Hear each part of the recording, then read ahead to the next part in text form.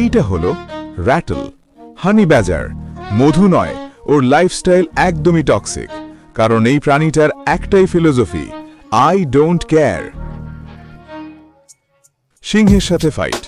ভাবছেন সিংহ দেখলেই পালাবে? না, এ তো উল্টো সিংহকে গিয়ে বলে, এই আমার রাস্তা থেকে সর। বাঘ আসুক বা আস্ত একটা হাতি, র্যাটেল কোনো রুলস মানে না। হাতির পায়ের কাছে গিয়েও বলে, এই ফুটপাতের উপর দিয়ে হাঁটবি না।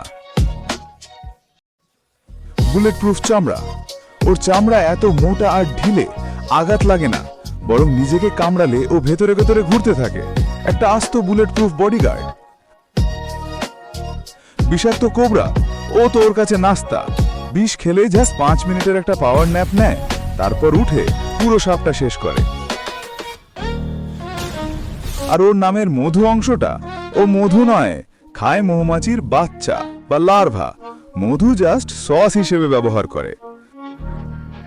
আমার নাম হানি ব্যাজার, আমার মাথা থাকে অল টাইম গরম।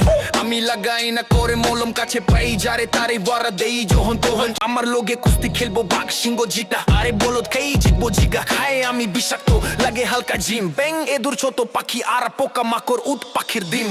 উচাকে মুখ মারি খাই না তো মধু মৌমাছির। এই হলো সেই বনের বস, বিশ্বের সবচেয়ে হার্ডকোর প্রাণী, দ্য হানি ব্যাজার।